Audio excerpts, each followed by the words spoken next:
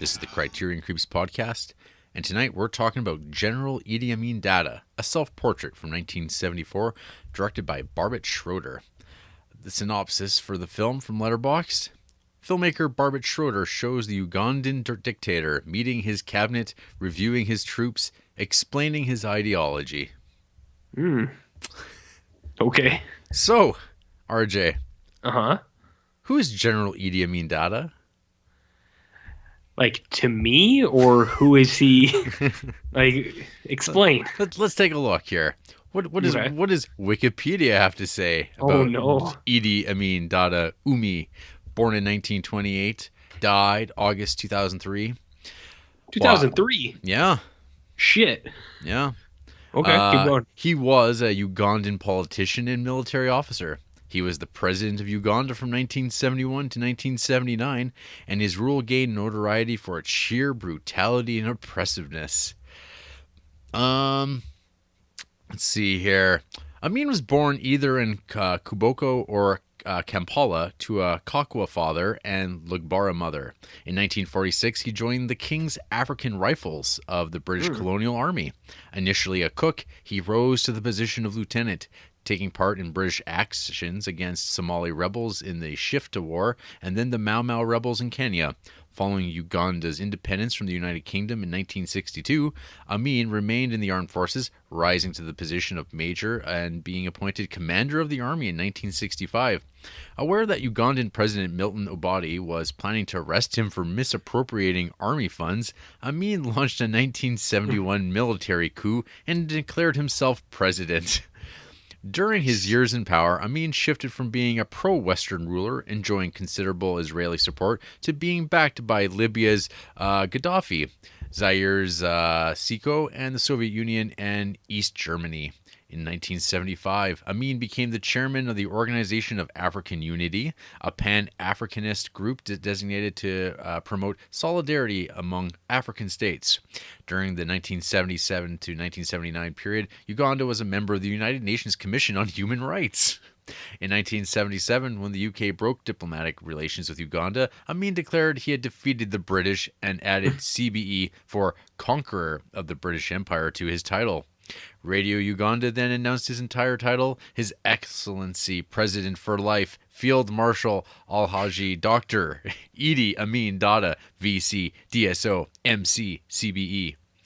As Amin's rule progressed into the late 70s, growing dissent against his persecution of certain ethnic groups and political dissidents, along with Uganda's very poor international standing due to Amin's support for the terrorist hijackers in Operation Entebbe, led to unrest.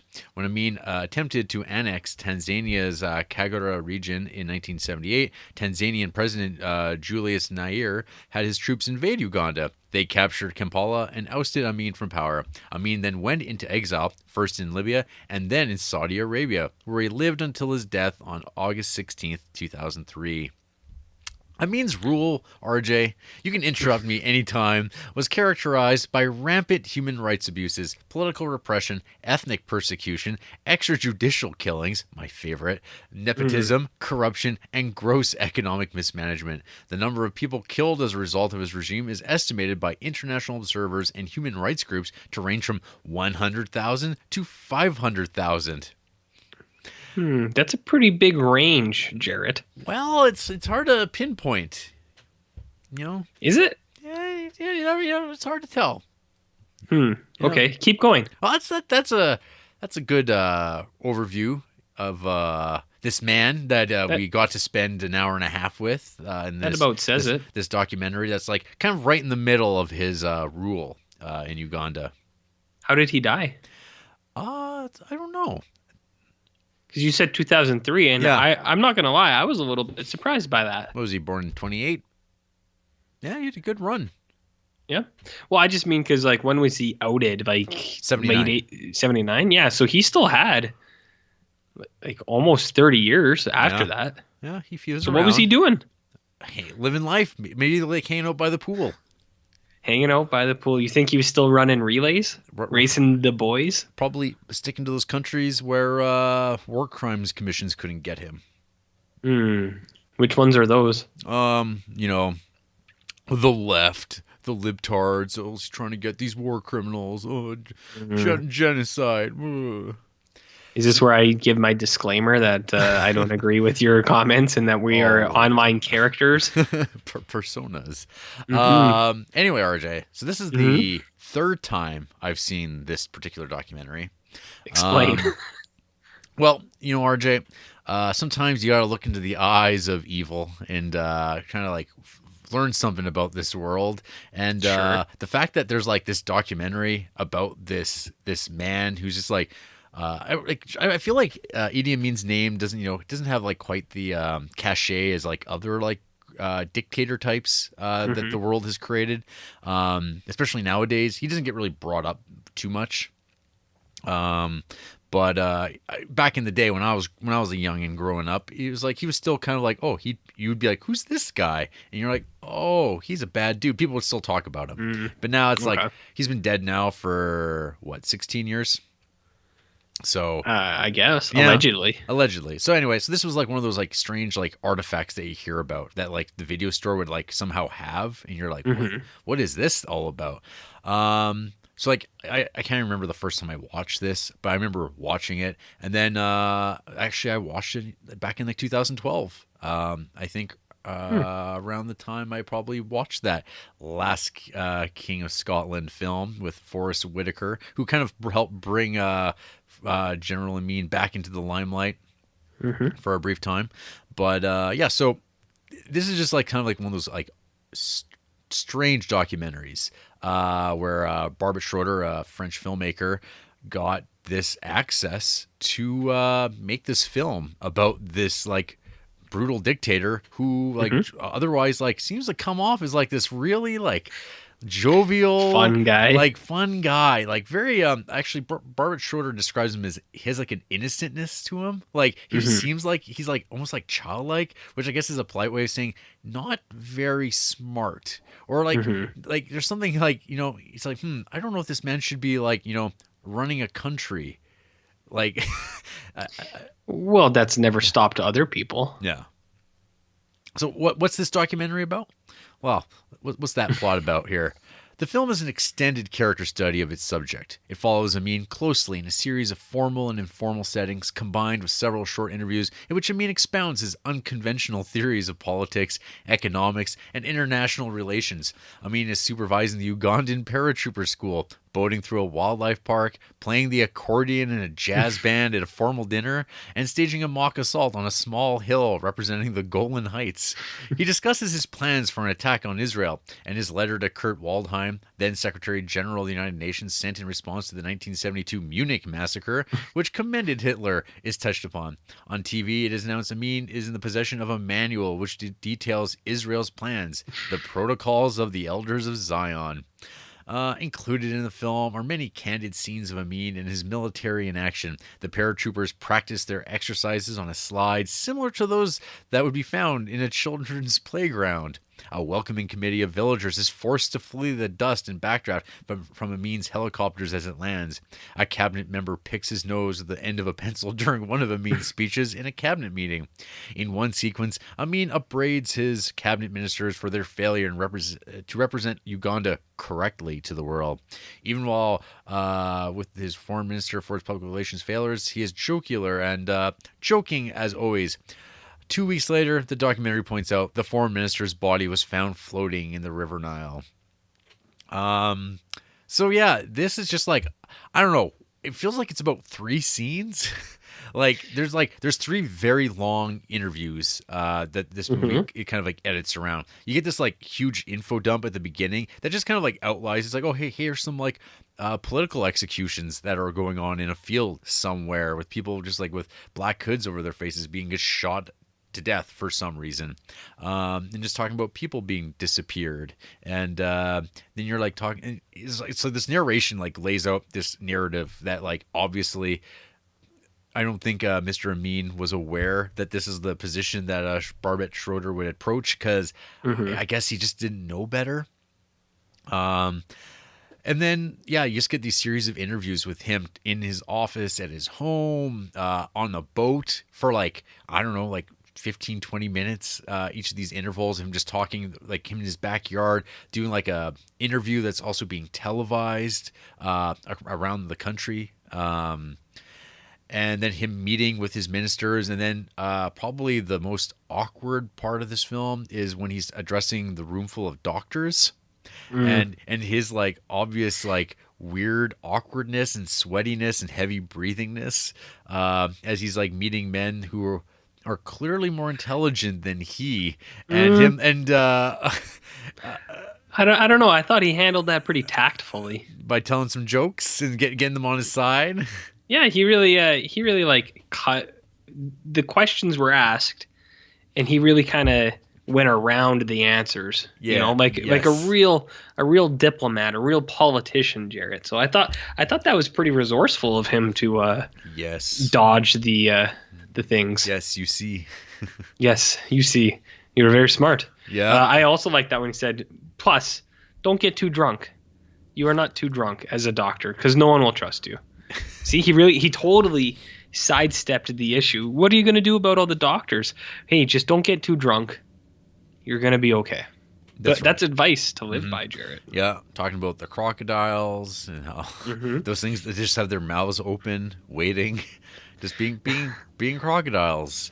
I actually, to interrupt again, yeah, that was probably like my favorite scene in the movie, where he's like, "Do you want me to get that crocodile to move?" And he's like, "Okay."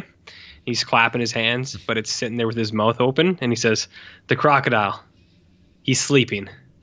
And then he laughs. Why do you ask me about Hitler?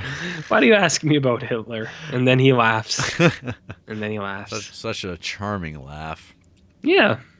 So this is Schroeder's first film that makes up a string of films in the Criterion Collection. Future Creeps like Matrice, Coco the Talking Gorilla. And these are all kind of films before he got brought into Hollywood to make films like Barfly, Reversal of Fortune, Single White Female, and a bunch of bad 90s thrillers. But so this is back when I guess he was a young maverick filmmaker trying to tell the truth about the world, and he got this ridiculous opportunity to come in and make a film about this guy.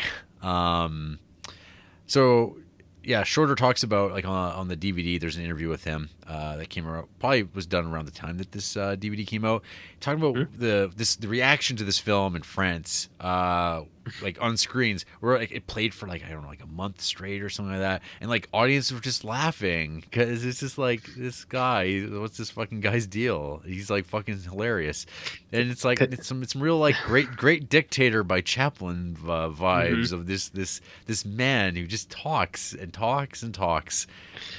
Yeah, I thought it had the style comedy with like The Office, where it's just like a day with Michael Scott, but it's General Idi Amin Dada. Yeah, and he's just talking about stuff, and then you can see the reactions of people around him, like meet eyes, and they know that it's like, yeah, we all know what he's talking about is bogus. Don't say anything. Don't get us in trouble. Well, he'll kill just us. Go with it. Just go with it. Yeah. It's a little more high stakes, I guess, than The Office, but I can see why French people thought it was a comedy. Yeah, it's pretty funny. It's a strange film. It's just like, oh, he's got unlimited access to this, and this is how this guy wants to present himself. Yep. He even does old Idi Amin does the music for the film, which is pretty terrific. I mean, any guy who can play an accordion is pretty talented. It's very jaunty. The cinematographer for this, Nestor Almendros, he's the man who also shot such films as Days of Heaven and old Kramer versus Kramer, Sophie's Choice, Future Creeps like The Last Metro, and subsequent shorter films like Matrice and Coco the Talking Gorilla, and Cockfighter. What's that film? It's about cockfighting. Is that like that episode of Kenny versus Spenny in the later seasons when they have a cockfight? Well, it's got war notes in it. So does that episode of Kenny versus Spenny. Well, there you go. Yeah. Anyway, so yeah, I mean, like, I don't like love this documentary by any means. It's more like a strange artifact of like history, I guess, that this thing exists. Correct. I mean, like, I guess it's like a starting point if one wants to get into General Idi Amin Dada. This is kind of like a pretty good resource. I think it's better than most of the like movies that get made about him, which we'll talk about. I've actually seen quite a few of them.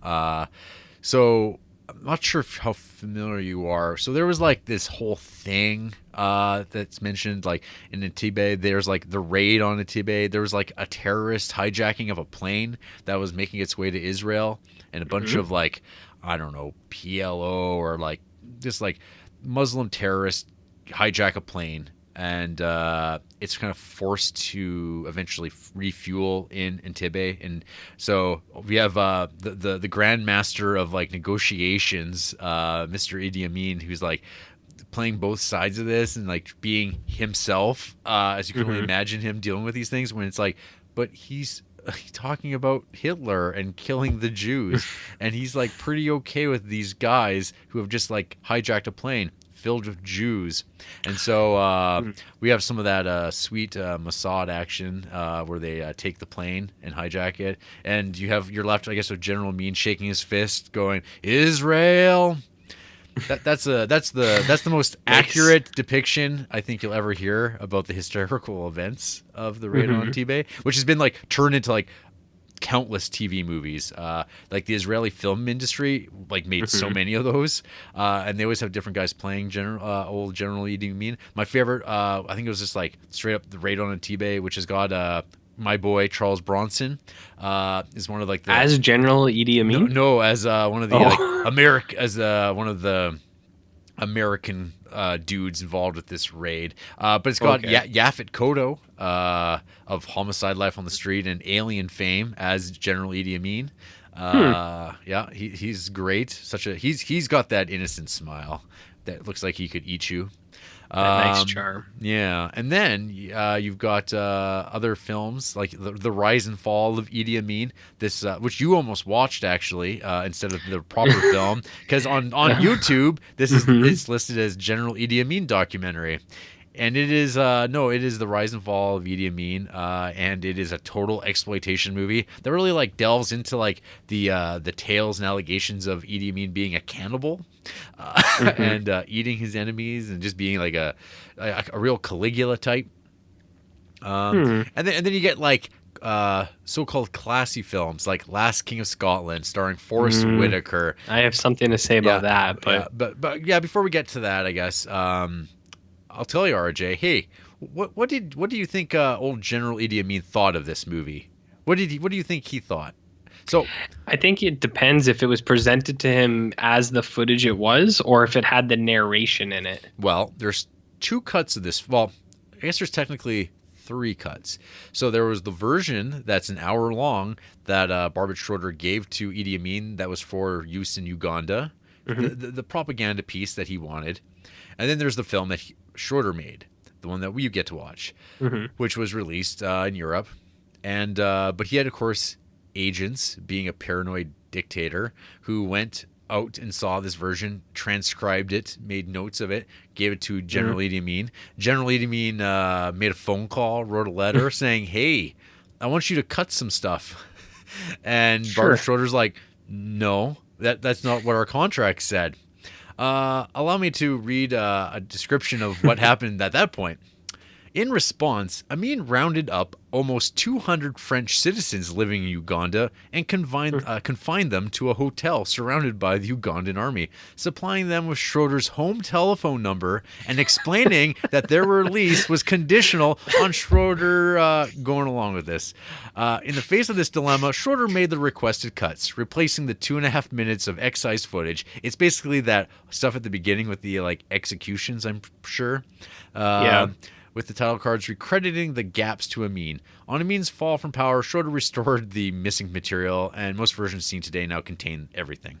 Because like Schroeder's like, it's just a movie. It's not worth someone's life. Like he's not like he's not an idiot. He's not a callous, horrible man. But I think it's kind of hilarious though that his solution was like, get me all the French people. Here is his number, his home phone number. You call him. You tell him what's going on. You tell him what the deal is. And then like he's just like, I got no part of this. Yeah. Is like, you guys are the ones who are going to deal with this. I think it's like, it's the level of petty that I think Seinfeld was trying to achieve in every episode of Seinfeld. It's hilarious. And I mean, like, it's horrible because he was a bad dude. Not but at the same time, funny. But it's just like unbelievable. Larger than life, Jarrett. What did you think of this movie, RJ? What can you say about this docudrama? I liked it. Docudrama. Or this documentary. I liked it. It was I live under a rock. I live a very sheltered life, and I didn't know anything about this General Idi Amin.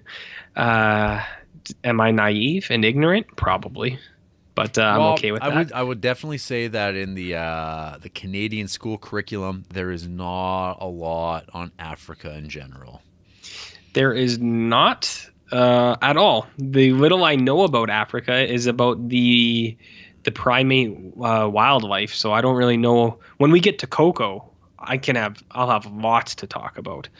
But this one, this was actually the first I'd even really come across this stuff, because I never watched Last King of Scotland until today, and I didn't really know the story. But I think the documentary does a really good job of contrasting the online persona, the real life persona of General Idi Amin, and then the side part of that, which I think is like where the movie like Last King of Scotland, I think, gets it wrong. But I like the documentary because I think there's a real like subtle, subdued quality to his narration where it's honestly, it's very comedic, where it gets dropped in at certain times. Yeah. Where it'll be like him talking, it'll be Idi Amin talking for like 20 minutes about the most ridiculous shit. Mm-hmm. And then he'll just be like, oh yeah, and they do this. And then he'll come in and he'll be like, they didn't. It's like Ron Howard and Mitch, like when they were making Arrested Development, it's like, that's our favorite movie. So like, he doesn't like cut in as a narrator very often, but when he does, it's sharply comedic, because it's just to like counter whatever he says, or to like kind of say what actually happened. And I like how blunt he is too, where he'll say something and he'll be like, yeah, we're the best here. And he'll come in and be like, they were the worst, and they still are, because of what he did. And it's real, like, it's like I said, it's horrible, but it's actually kind of hilarious the way that it fits together. I think General Idi Amin is a kind of person that it's someone that I actually like. I've met a few people like this in real life. They exist. They're out there.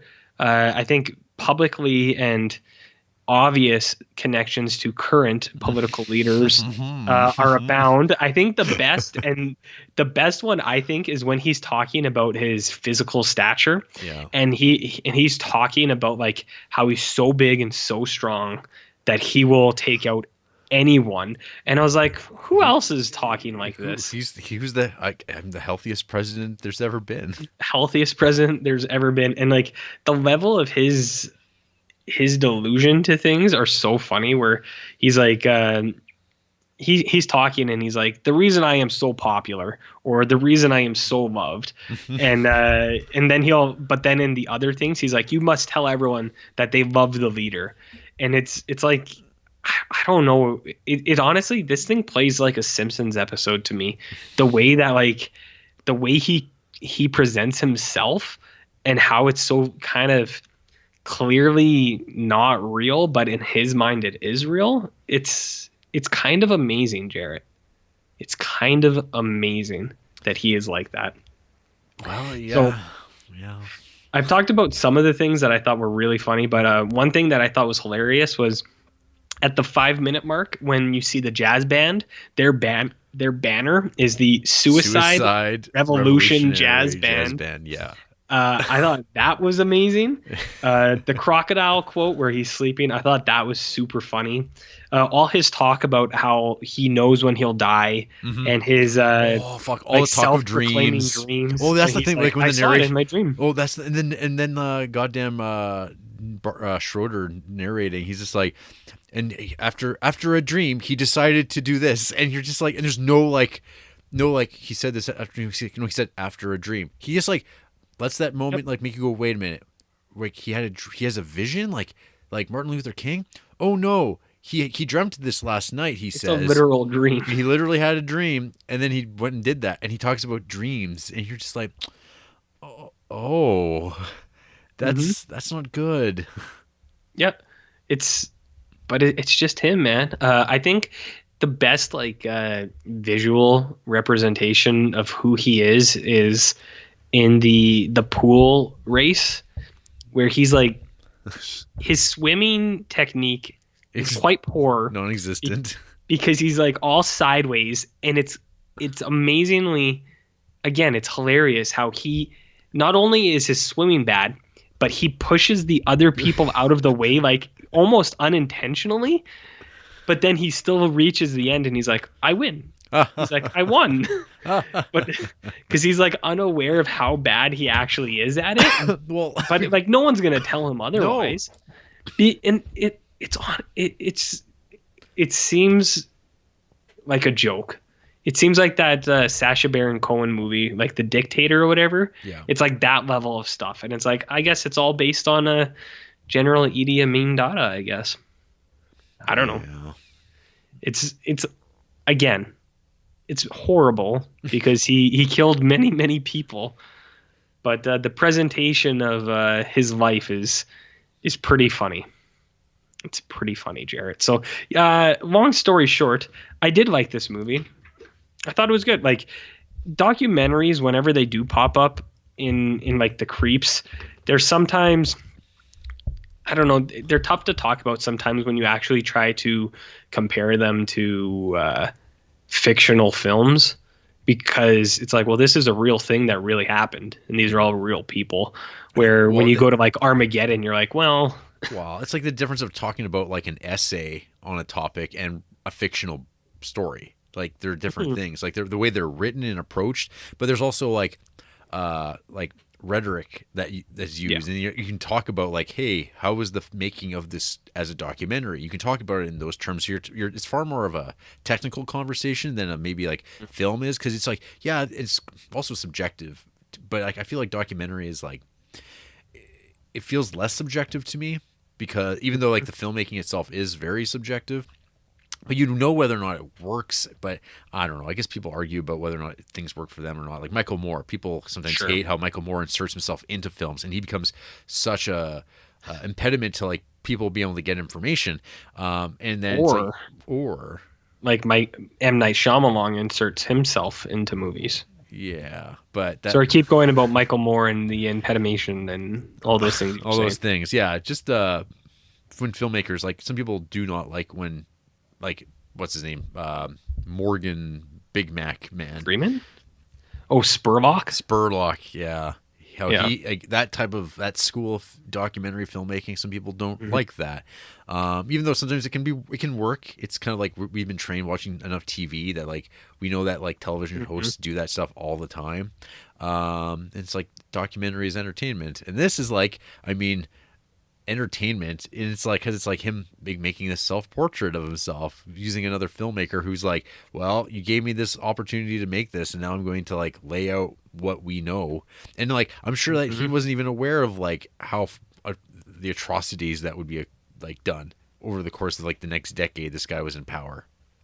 Probably not, but yeah, like my constant thing, like every time there's all those shots of like the soldiers and these guys who, you know, are just like, like they're not well off people, and like, you know, you look at their faces and they have to like, whatever they're doing in their job, they have to be like, well, this is my job, I can't do anything about it. But you know, when like they're home with their like families and they're like, oh my god, I have to go to work today, I have to go deal with this shit again. And you're just like, and if they were called out by like the documentary, like, hey, what do you think about this? They say like, oh, he's a great man. Like I can hear what they'd be saying, because it's like, what, they're not going to say anything. Because they gotta. They have to, and because it's like, because that's what happens in but when you're under an autocrat, under like this brutal dictator, it's like, oh yeah, he'll have you killed if he doesn't like what you're thinking. And you know what? You could do everything right, but maybe he'll have a dream, and he'll be like, no, in my dream you try to kill me, so I have to stop that. You're like, oh, well, I'm not going to do that. Well, my dream says otherwise, and then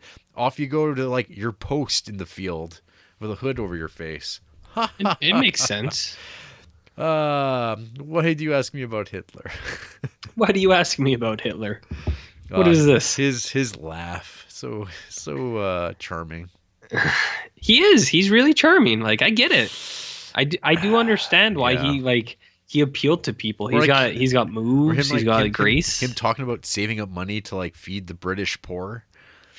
Well, he personally donated a lot of money to the British, and all of Uganda was giving up some of their food to help the less fortunate, the Brits. That's right.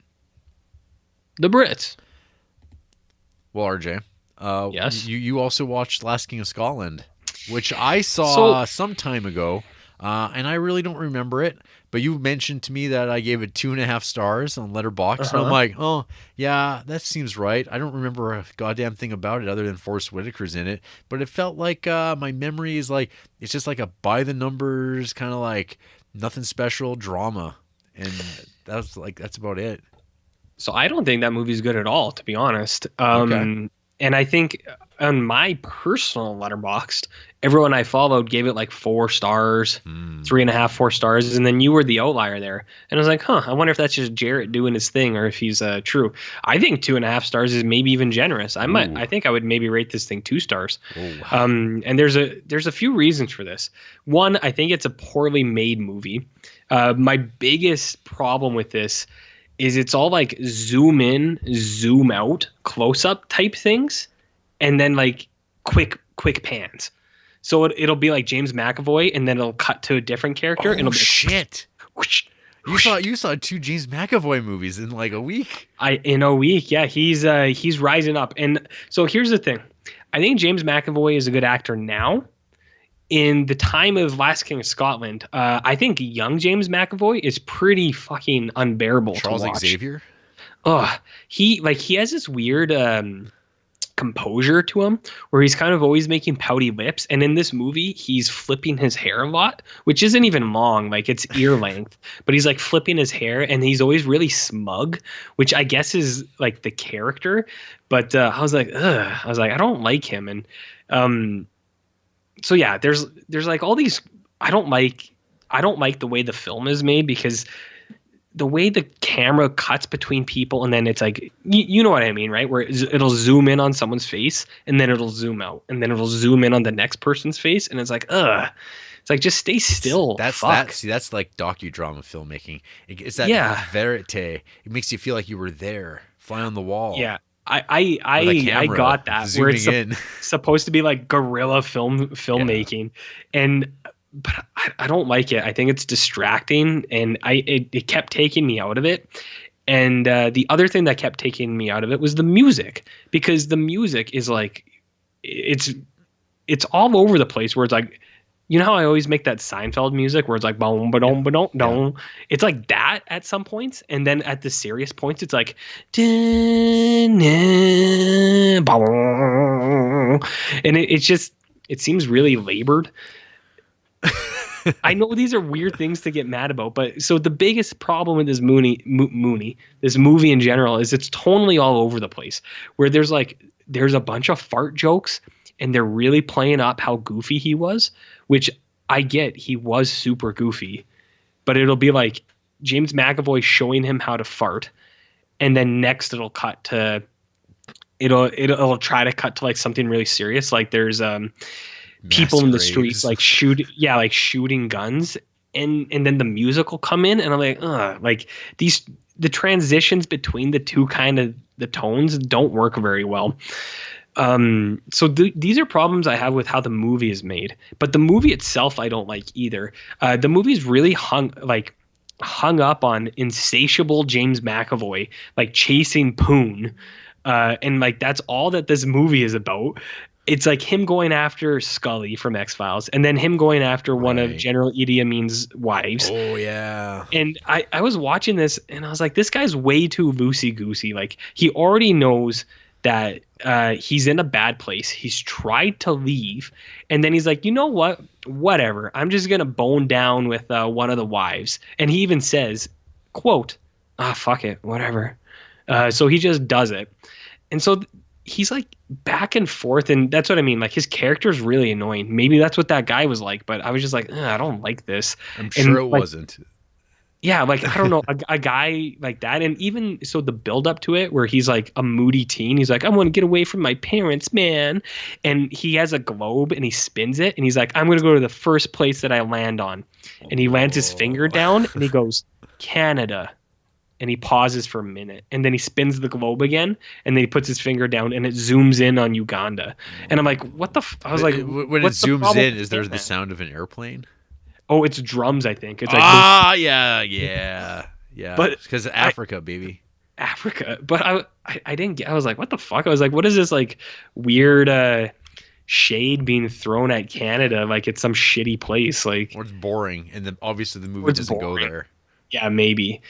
Yeah. But yeah, it's like he does that, and then I think so. At the end, it gets into the gruesome shit, but I think it's too late. It's like too little, too late. Like they show like a dismembered body, and then the hilarious bit, which I'm sure probably did happen, but where they like nipple hook him and like hang him up into the ceilings. Do you remember that scene?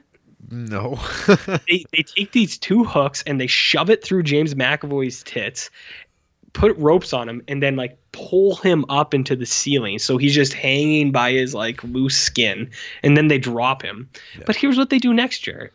This group that are working under the general, they're doing this at the airport before the plane leaves. Right. They just leave his body. They're like, let's go have a beer, let's go out for a smoke, and they all leave, and they're like, he'll be fine, just leave him there.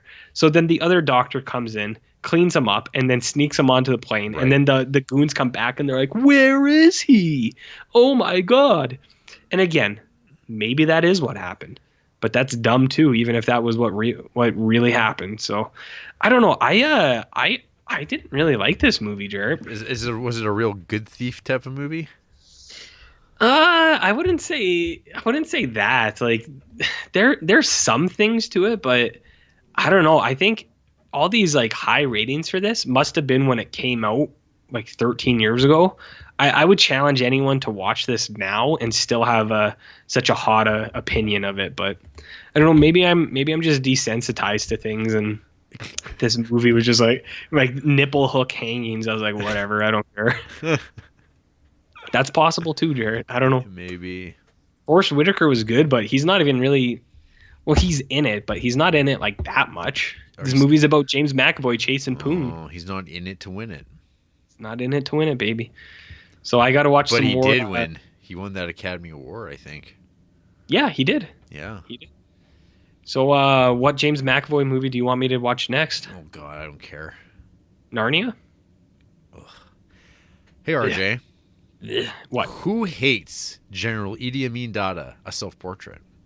I don't know, maybe some people from Uganda. Well, less than 1,000 people have logged this movie on Letterboxd, which is kind of the case with documentaries, it seems.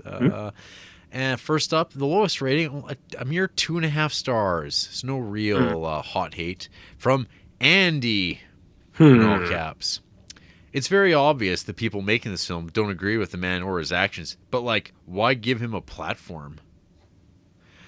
That is a very 2018 thing to say, because as we're in the age now of deplatforming, and yeah, they're more mad about the political agenda of this, or I don't know.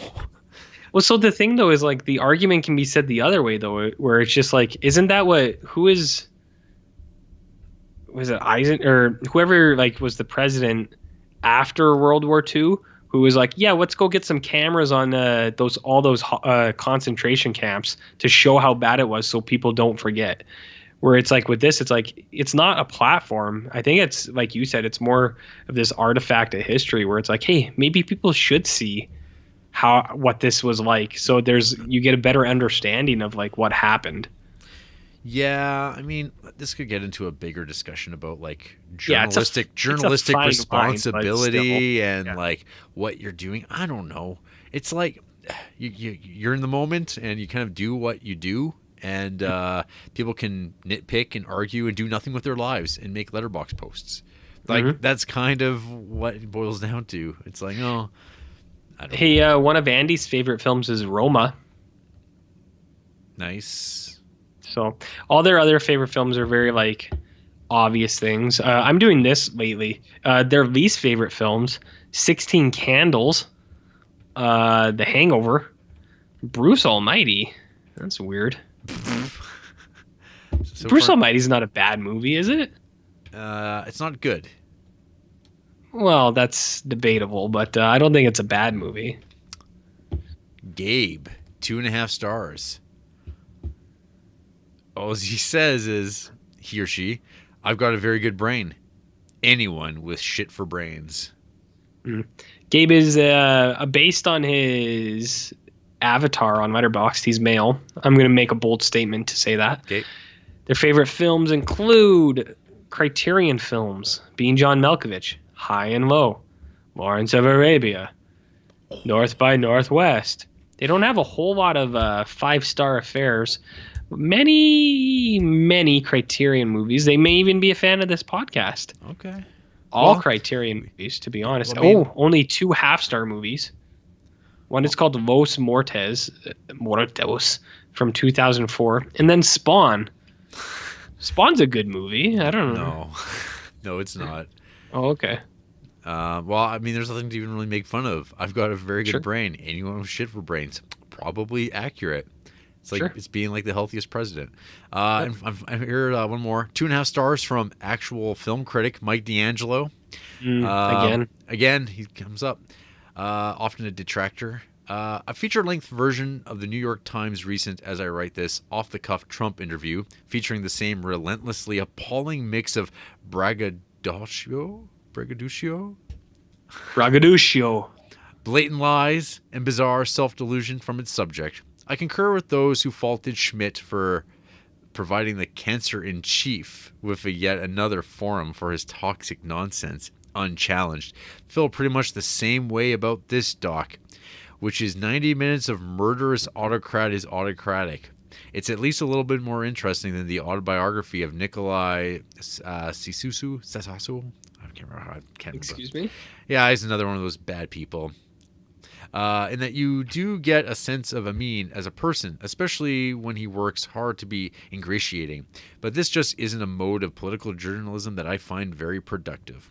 Well, Mike, let me tell you, I guess when you are in the presence of a murderous dictator, you filmed killing people. Well, I don't know if that was his footage or not necessarily, but still. But yeah, when you're like, this guy could kill me. I guess you kind of just go, okay, I'll let him hang himself with his own fucking words. So there you go. I don't know. Hey, you know what's weird? What? Mike D'Angelo has a 1-star rating for this Los Muertos movie as well. Whoa. From Lisandro Alonso. It's Argentinian, it looks like. But that's a weird crossover, Jarrett. I guess it's the same type of weirdos who watched General Idi Amin Dada in 2019. I guess. But Mike D'Angelo also gave Elephant 1/2 star, and Snow Dogs a 1/2 star. I don't know if Snow Dogs is a 1/2 star movie. I believe he's got some unkind words for the movie The Thing as well. He's a hack. He's a wild card. Anyways, yeah, like I said, I like this documentary. I think it's worth watching. It's not going to be anyone's favorite documentary. It's not going to change your life. I don't think that, unless it's going to be like, maybe I shouldn't murder people when I'm president. I don't know. Maybe you should. I don't know. Maybe someone could be like, yeah, I'm just like that. Because the type of people that are like this aren't watching documentaries. Mm-hmm. So, well, I don't know. I don't know either, Jarrett. I thought it was fine. I thought it was pretty good. I liked it. Yeah, it's good. Yeah, it's good. After the break, we're going to go for a boat ride and go look at those crocodiles. Talk about those protocols of the Elders of Zion. What? Why are you asking me about Hitler?